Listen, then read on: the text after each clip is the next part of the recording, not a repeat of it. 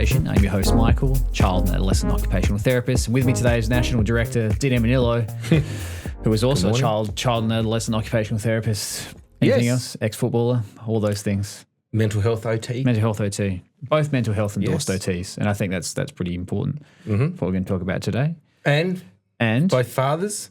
Both fathers, yeah. Husbands, yeah. excellent friends. Good friends. Yeah, enjoy all the things, all the good things. But we are changing up our tune for the podcast today. We normally do a bit of a Q&A format. I don't know why we've got the screen open, but just... Looks professional. Yeah, aesthetics maybe. But we've got our notes on paper. Pretty much what we're going to talk about today is something a little bit different. We have always been at the forefront of trying to change how we do things as OTs, and I think you as National Director have really tried to put forward ASI as a very strong evidence-based practice and really see that as one of the best ways to get the most outcomes for the young people we work with. And so what we wanted to talk today about is what we've worked on and something that you have in the background been, I guess, using for a number of years, but we never really put a name to it. We never really established it until a few years ago when we, I guess, revealed at a conference. It was an international mental health conference that we were at, where we talked about this model, this approach that we've been taking. And today, what we want to share with our listeners and anybody else from around the world that's interested in what we do is this model. Yeah, I think you've explained it really well. I think it's not a theory. You know, the theories that we work under and the paradigms that we work under as OTs have existed for a very, very long time. What we've done is been able to pull a theoretical approach in Ayres Sensory Integration and apply it to a age range and then a demographic or a client base that we really didn't know existed or comorbidly with the typical sort of autism and developmental delay and some other developmental conditions that continue through to adulthood. And then I guess when we built, it all came about when we built OTFC Plus, which was the centre that we built to work with adolescents and adults within the ASI framework. And then when we started realising that we were maybe a little bit in over our head with the amount of clients that were coming with those, I guess, physical and sensory-based problems, but then the associated mental health issues, the associated comorbidity of things like suicidal ideation, depression, eating disorders, body dysmorphia. And we were like, okay, where are we poised to manage this? And look, to be completely honest, it was always my goal to be able to incorporate that, given that I'd worked, for the first 5 years of my career in child and adolescent and adult mental health. So I could see the benefits of the use of a lot of sensory strategies to support young people that they didn't necessarily want to be confronted with a therapist across a table talking about their issues or helping them and supporting them at a time where maybe they weren't ready for that, or they couldn't deal with that. Also, the other thing, Michael, which was really profound in those first few years, was if somebody had autism and they had this associated mental health issue, in a lot of ways, the support systems really were cut off at 18 years of age. Yeah. And also they didn't, when there were services, if they had a diagnosis of autism, then the mental health service didn't really know how to cope and manage that aspect. And then they have autism, and then the sort of autism specific, and not only autism and neurodivergent, but intellectual disability as well. That sector didn't know how to deal so much with the mental health issues. So there was families often saying they won't take us, and then they won't take us. So we don't have anywhere to go. Yeah, where to go. And I think you're right. I mean, in terms of how it came about, you just explained that story. You've kind of, there was this gap in the system, and I think that's really important for a lot of people to hear. And this is the case not just in Australia but across the world. As soon as a child turns 18, they go into the adult system. it's a very different environment, and it's a very hard environment to navigate, because for a lot of people, the expectation is that this person from day 7, the day 17 years, 356 days, whatever it is, as soon as that next day rolls over, they should be able to do everything that an adult can do. And the reality is that's not where that's at. And that's really, really hard. And without the right supports, without the right services, they are unable to do the things they want to do. And so when we come back to not just about how it came about, but the why, you've kind of explained the why. Like why did you develop a space, and why did you want to create an environment that offered something else? And what is our model? And we'll get to that in a second, and we'll explain it. But what is the point of difference with our model and what we do compared to other spaces and what's provided? I think basically we're quite holistic in our approach, and we are very strength-based in our approach. So we sort of appreciate that even though somebody chronologically turns 18 years of age, developmentally, they might still be at a 5 or 6-year-old level. And what do 5 and 6-year-olds want to do still? They still want to play and move, right? And so we appreciate and understand that we're supporting, change for lots of young people in our service. But there are so many that exist in our service that need to do the things that we can provide in a physical space whilst we're still supporting the achievement of things like daily living skills and focusing on those really critical occupational roles that people have to engage in every day. And then hoping that at some point we can also support the transition to some kind of work-based employment as well, whether it's supported or not. And, in that there's just those services don't exist. There are some that are very specific to a category of young person that may be really at the level that suits them, but we have a lot of young people that want more. They actually can achieve more with the right levels of support. And I don't know, it's just, look, at the end of the day, I would always view things from the perspective, if this was my child, sure, what would I want? Was it a crazy, it was nuts. Like if I think about it now, to invest what we did in Plus, would I do it? Would I say yes, I do it now? But knowing what I know now, I think, that could have really ended. That could have ended everything. Like it really could have. And I think sometimes ignorance is bliss. But you have a gut feeling. Like I always, I always go back to that movie Field of Dreams with Kevin Costner, right? Yeah. And there was always this thing whispering in the back of his head, if you build it, they will come. Yeah. And I used to keep reciting that in my head every time I used to think, oh my God, this is costing so much money. And if it doesn't work, and I just keep saying, if you build it, they'll come. If you build it, and they did. Like it was just mind-blowing the amount of families that had previously been engaged with us and then ended because kids got too old and too big, how they came back, and then the number of new families that have come over the last 6, 7 years now, and how amazing that progression has been in terms of really developing this approach and then being able to name it, and then being able to refine it a bit more, because you go back to that presentation we did a couple of years ago at the mental health conference, and we called it the Tribid model, and nobody turned up because nobody wants to hear the word Tribid. It doesn't have the same ring. We what we do is we sort of go, right, how do we make this more appealing, and how do we explain it so that people can sort of understand it a bit more? And look, we're really open to sharing it with other health professionals as well. Yeah, very much. Yep.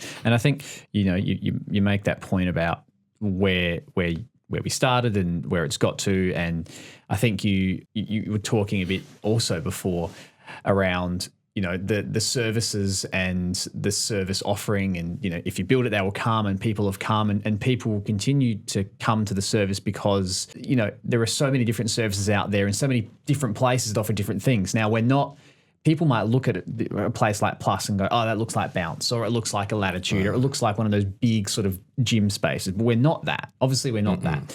So I think this is really important that when we do, when we talk about the model, that we are first and foremost saying, as occupational therapists, what we're doing is therapy. Absolutely. What we're doing is providing an environment that is not just, sensory enrichment, it's sensory integration, and it's aiming to adapt and to modify and support and not just provide a play space, right? And so the model, which is the senses model, which we can label, which used to be, as you said, the tribrid, which doesn't have the same ring, but we've renamed it the senses model, is an acronym, but the acronym is not just, we'll just say whatever.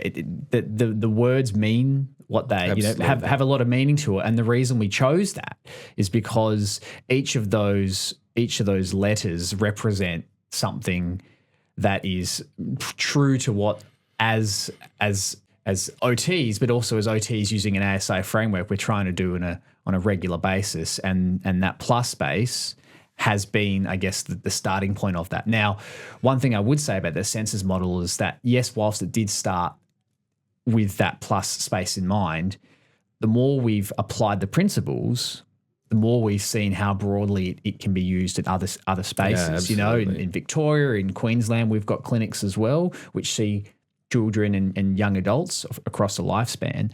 This model and this approach can be quite effective, and that's why now more than ever is a good time to release it to everybody in its rebranded, reframed way, and explain a bit about what each of the terms mean. Sure. The acronym really describes the approach that will guide a therapist in being able to continue to reference back.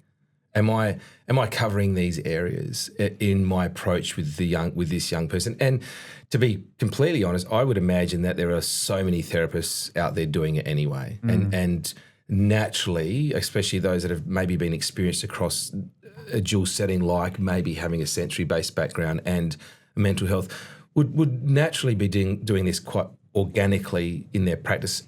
I guess for some, not all, but it certainly gives those that have been using it some reference point to say, okay, I'm on the right track here. Maybe there is something to this. We don't have that knowledge yet because we're really struggling with being able to transition from just being clinical based to also being research based. And I think we talk about that all the time, about how you should be doing your PhD and I can then retire and know that it's going to be everything's going to be looked after really well. This is the first time listeners are hearing this. Maybe first time I'm hearing this as well. But anyway, continue. And it's look, I guess the senses acronym pays reference to the fact that we are very much embedded in a sensory-based approach. But the first letter is S, and that is acknowledgement of sensory integration. Correct. And its role in working with the clients that we work with. And that's pretty essential. It doesn't mean that we don't do skills-based. It doesn't mean that we don't do, explicit teaching or training or social skills or anything outside of that. It means that we're very aware of the functioning of the nervous system and how the environment also impacts on that, and that having that really strong neurological base and understanding is a great point of reference from a scientific perspective. It really gives us that understanding of how that plays and how that interacts with a person's cognition and their internal processes as well. So I don't know, you can go to the next letter. We'll do one letter each. What I would say in the sensory integration is that, it's and we've talked about it before in previous podcasts, is the importance of research and research becoming more and more prominent as a way to reinforce, a particular approach or whatever. But for sensory integration, that has become evidence-based practice. It is strongly evidence-based, right? So 30 years ago it wasn't. And I suffered. All of us therapists who worked in the framework suffered because of that backlash, and rightly so. Look, let's be honest. The academic world would have said, we're not really interested whether it works or not from a day-to-day basis in your clinic. Where's the evidence? Sure. And that's a valid point. Now that there is really, really strong evidence, I hope they can come back and now say, you know what, good on you. Yeah, we they were a part of pushing that, which is great. Yes. I don't look at that as a negative part of that journey. I look at it as saying, well done. Because if they didn't push, then the ASI community would not have responded and then gone into research. And because they did, it's phenomenal. So, and it's it's such a proven theory. It really is on the basis of the clinical research, but also on the basis of the advancements in things like neuroimaging and how the brain works. Now we know so much more, and so that I guess that advancement in technology also then reinforced that sort of evidence-based research that was there. I'm like, wow, this is looking really, really good. Yeah. So you mentioned, the next letter, E, the environment. So we've got sensory integration. The E is the environment. And I think it's important, again, to see that there is an interaction between the understanding of the environment with the whole concept of sensory integration. Now, sensory integration can't just be siloed into what's happening internally. You also have to understand that the environment interacts onto you. And so what's happening externally is going to impact what's going on internally as well. Yep. And so the environment, it's a huge part. It's a huge part of how we do things, whether it's a sensory, whether it's social, whether it's, occupational or functional demands or all of the above, those parts of the environment can change how we do things. And I can think of an example of a child who's able to engage in an assessment one-on-one with me, but when they're in a classroom space, there's lots of things going on, they can't attend. And that's not because the child doesn't have the skills to do it. That's the environment, right? That's the environment making it, and that's one example, but it's really important that we factor that in. And more importantly here is when we think about sensory integration and the environment, we have always seen that from a child and young adolescent lens. With the senses model, what we're taking is taking that information and applying it to an older population as well. And that's the difference here, is being able to say, we understand that integration of sensory information happens throughout the lifespan. The environment is so dynamic, anything can happen throughout the lifespan. And therefore, if we have a way to understand the interaction and the diverse interactions between a person and their environment, then you have a better understanding of how to support that person, maybe where the gaps are, maybe where the biggest challenges lie.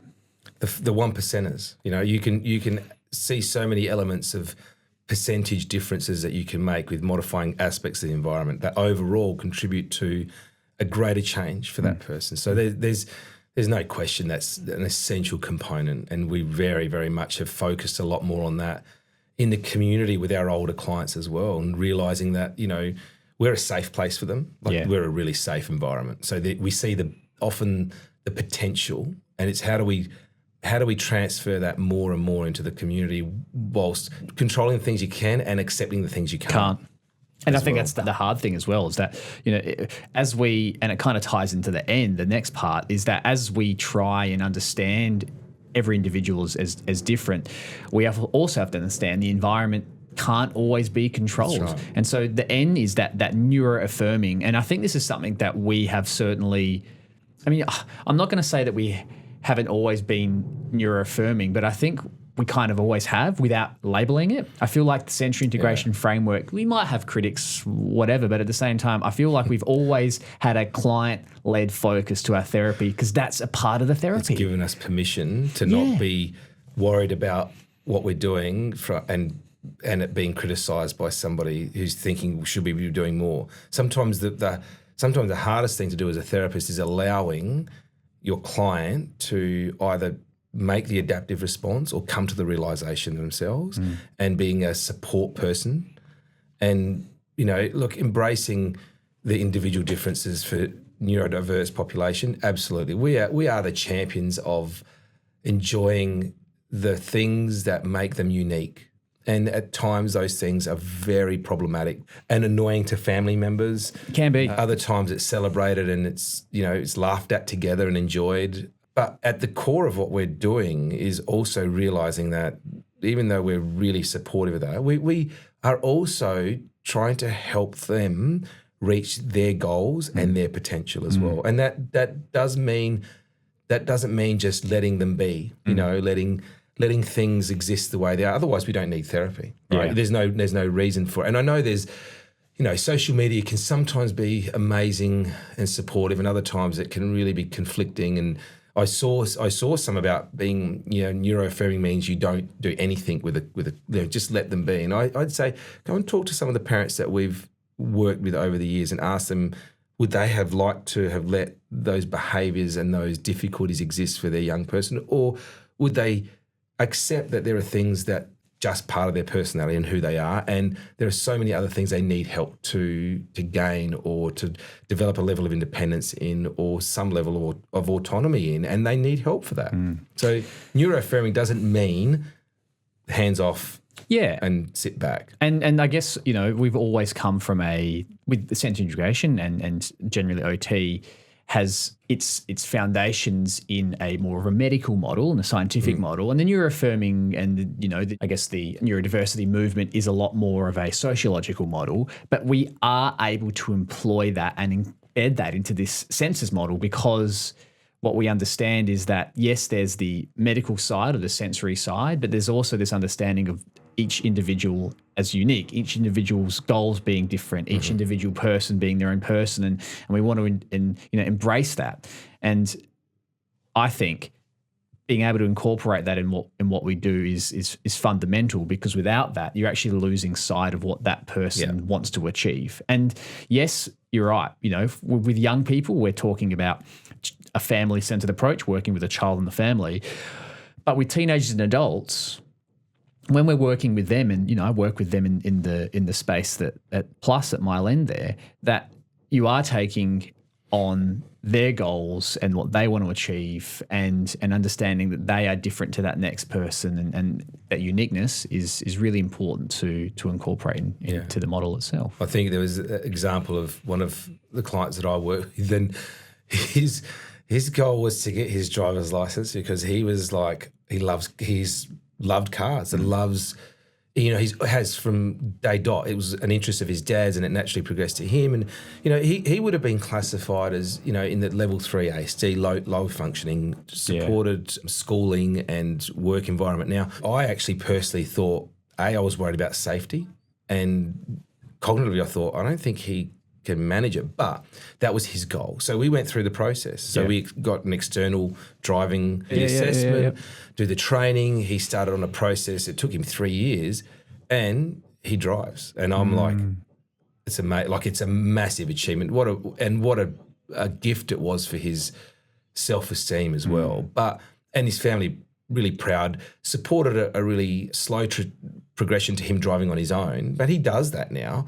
And I'm like, don't get me on the road with this guy. Like, I don't want to be anywhere in it. But having said that, he's the safest driver I think that exists, because he's a rule follower. Yeah. But if I had been limited by what my expectation was as a therapist, and in terms of what I thought he could do, I think we would never have got there. But I it's leaning into that, right, this is his goal. This is his goal in life, not mine. Whether he got there or not, it's not important. It's that was his goal. It's a process. The fact that he got there is great, but it was the process was another thing that's really important as well. So we're never losing sight of that is really important with our clients. So this goes on to the next point, social. It's probably one of those given things, given from an OT's perspective. We are all social, like we're social beings. There are lots of people that choose to be quite insulated and remote from communities. But ultimately, given the opportunity, most young people, they want to connect. They want to be a part of society. They want to be doing the things that most people do. And when they can't, they can become quite distressed by it as well. Social, for me, always speaks for itself. It's like, why do we have social skills group? Why do we have these group of young people that your group like that we started many years ago thinking, we just start off so they can go and progress on their own. But it's not. They belong to this social group. And I think when I think of the senses model, it's some of the groups that I've run over the years that I've run them very much speaks to the model where we have provided an environment that has initially started as sort of a sensory integration approach. We've done movement, we've done activities. The environment has been, as you said, has been supportive, it's been safe, understanding that every individual, and, majority of the groups I run are autistic boys, and they're all individuals. But collectively, they have a collective identity. That entity is like, yes, we're all different, but together we are a group. We're a social group of people who all interact in their own way. And yes, no one's perfect, but they accept each other for who they are, and they accept that. And I think that's the most important thing. And as you said, there are some people that may choose to be more isolated. I always think that choice for isolation comes from a not sure how to interact with others, or I've had bad experiences and therefore I don't want to. Because at the end of the day, if you have the skills to interact and you have the opportunities and it's safe and it's positive and you have, nobody gets more positive, feelings of self or neurotransmitters, or with serotonin, if we go scientific, like the feeling you get from doing something with someone or something else as opposed to doing individually is far greater. Like the body releases those hormones for a reason. And that is, if we go back to science, like that is science, like that we can't stop that from happening. And so the social element is so key. And when we look at the model in general, there's, for those that see it, you can't see it on the podcast, unfortunately. You can see my hands here. I'm doing sort of like a ball shape. But in social media, we'll put something up of the senses model as that Venn diagram that we know it as. You will see that social component sort of surrounds. It's all encompassing, because without that social element, you're missing out on a key part of the fact that neurodiversity, the environment, the sensory integration approach is surrounded by the social environment. Absolutely. That's a really important point. And the next one really speaks to that, what we've put as engagement, because it fits in with the acronym, but we term engagement as actively being and doing, and it's an occupation for us. Like it's what we do. As OTs, we assess and we look at and we observe what are the things that we need to do, choose to do, and have to do in our day. And so there, that goes to the basic thing of looking after yourself health-wise. And then outside of that, what do you like to do? What are our young people, what are they choosing to do for fun, for leisure, for enjoyment? And then what do we have to do? Like sometimes, it's like that's looking at what work is, but work is not just a paid thing that we do.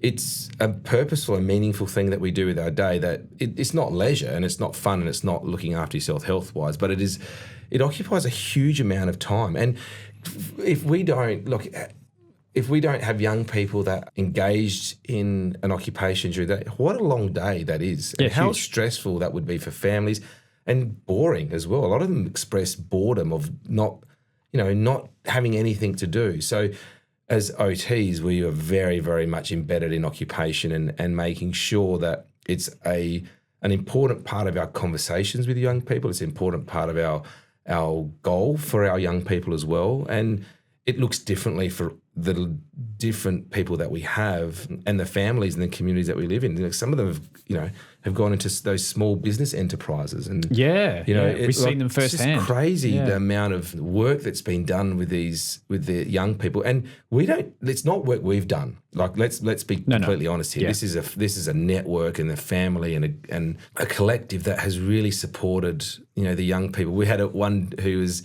This is the amazing thing that he started with our service probably when he was 4. Haven't seen him for maybe 5 or 6 years. And then he turned up with a support worker, and he has a delivery business, and he delivered stuff to OTFC here. And when we saw each other, and then this is a boy with a profound disability, right? And he recognised it and he smiled, and I said, let's go upstairs and say hi to people. These are people that have seen his journey. I just think that's the ultimate, because you work with the little ones and then you don't know where they end up. A lot of the time, it's great. If we don't ever hear from them, awesome. It means they're doing really well as well. But when we do see that progression in life and what their life is like, and it's meaningful and purposeful, and they have occupation in their life, nothing better. And I think what you're talking about brings us onto our final point, which is support. And support through the lifespan.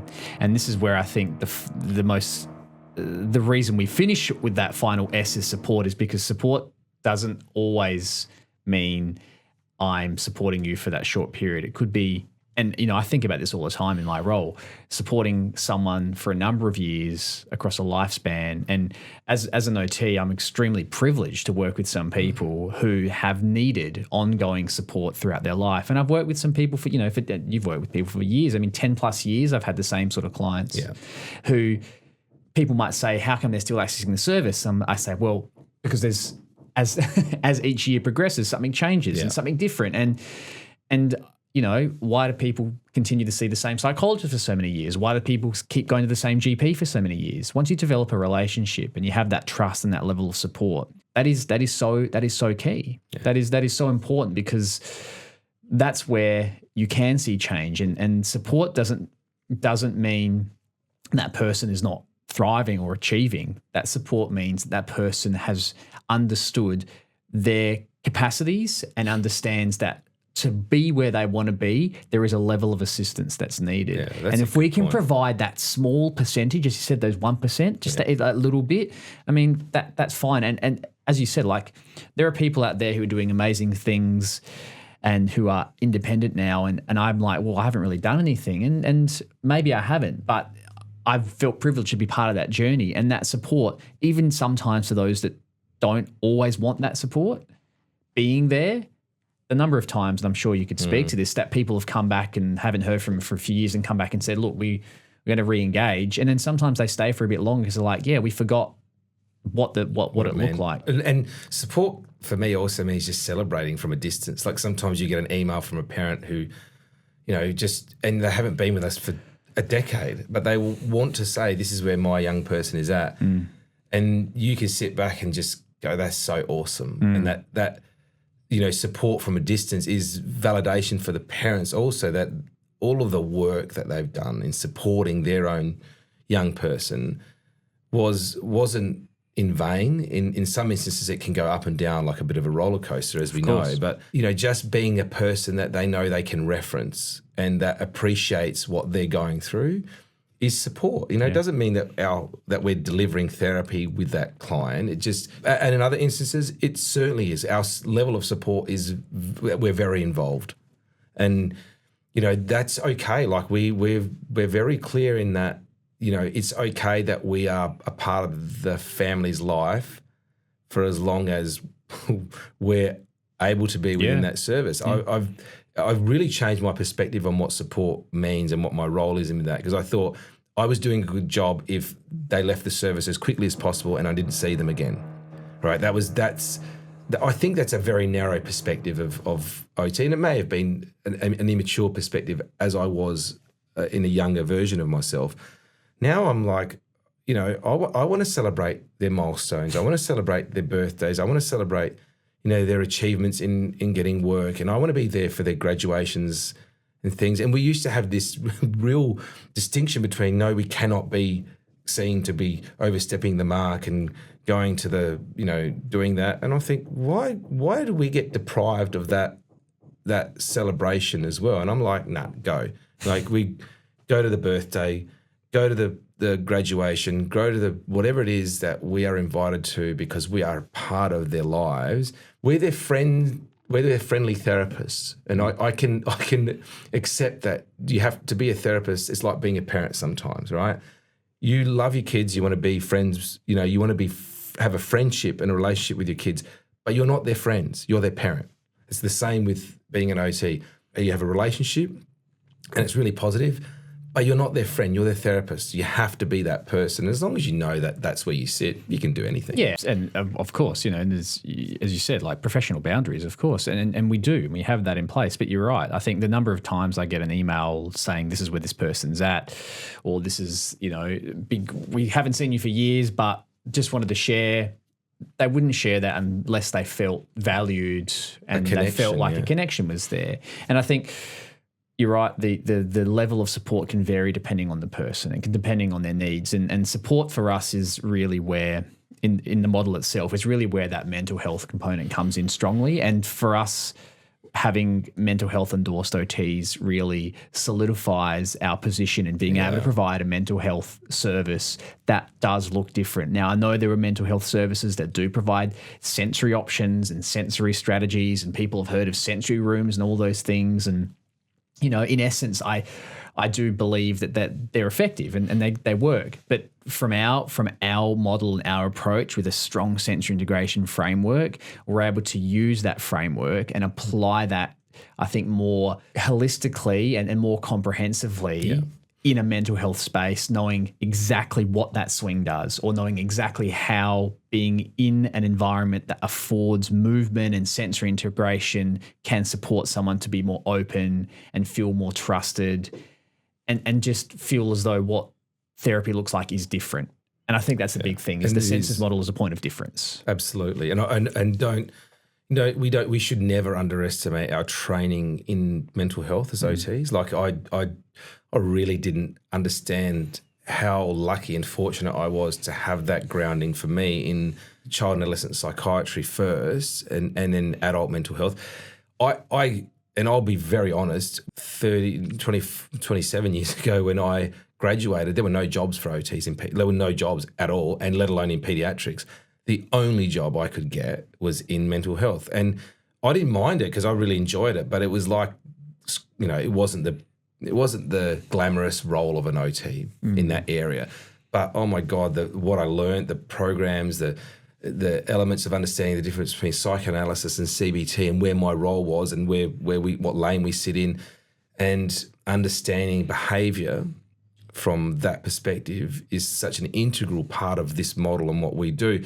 And I don't think without that grounding, we would have had the understanding to be able to implement this approach as effectively without that grounding in both of those elements of mental health and in sensory integration. So, whether it's by luck or by chance, and then it's developed out of that, sometimes the best things are developed through a bit of opportunity and right place at the right time. So, for us, it's not something we're shouting from the rooftop saying everyone should do this. What we're saying is, this is what we've experienced now after 7 years, and can we share it? Like, what's the future for this? Like, that's really the next point, really. Exactly, that's the next thing, is where do we go from here? And I think you're right. We've been applying these principles for a number of years, and I think for the last 7 years since Plus has opened, where we've been servicing teenagers and young adults. But prior to that, I mean, as you said, like, you've been using some of these principles for a number of years, and it's only until you take a bit of here and a bit of there, and you put it all in a stew, and you come out with this name that you go, actually, we have been doing that, and we need to label it. I think it's really important that we do put it out there and label it. And it's not everyone do this. It's this is what we do, and if you want to know more about it, this just helps families identify that if you bring a young person to this service, this is an approach that we take. So they're going, okay, you're not just making it up. No. What you're doing is based in, whether it's sensory integration evidence or it's based on mental health services, there's an evidence base, there's a model that you use. There are ways that we are training our therapists to work with these young people, and there are ways that families can ask questions about what we do, and we're able to support that. Yeah, it's a good point, training that, because we would just assume that OTs that had a sensory-based background and a PEDS background sort of got the mental health side of things and understanding this relationship between, the environment and the senses and everything else that we've listed here. But the feedback was they were very reluctant to work with an older age and a type of client because they didn't have the skills. And we're like, you've done the training. And then we realised, oh no, they don't have all of the tools. And so, this approach also helps to educate and train other OTs who are interested in working in this older age bracket with the types of clients that we see, because a lot of OTs are out there, and I would imagine feeling their way and feeling like that they're learning as they go.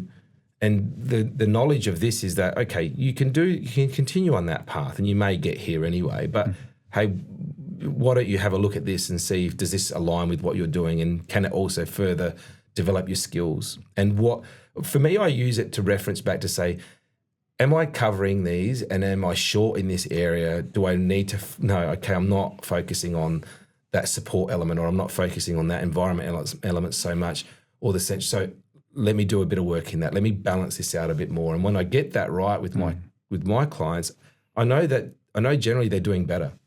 Look, somebody out there come and get a grant and come and do the research for. We have all the data. Like, we have so much assessment data, pre-assessment, post-assessment. We have clinical notes that are we're really good in documenting. And so, but what we're not really good in is saying, okay, let's spend the time. What are we researching, and put it together and do it from that perspective. But, maybe one day. And that's the next step, I guess, then, isn't it? Find that path.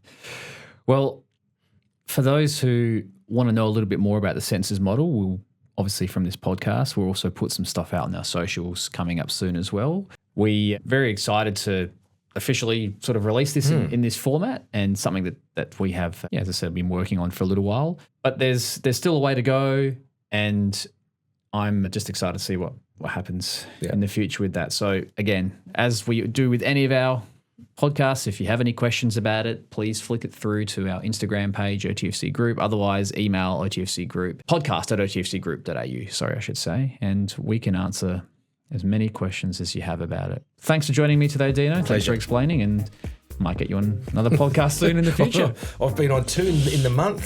That's my quota for the year. Thanks. See ya.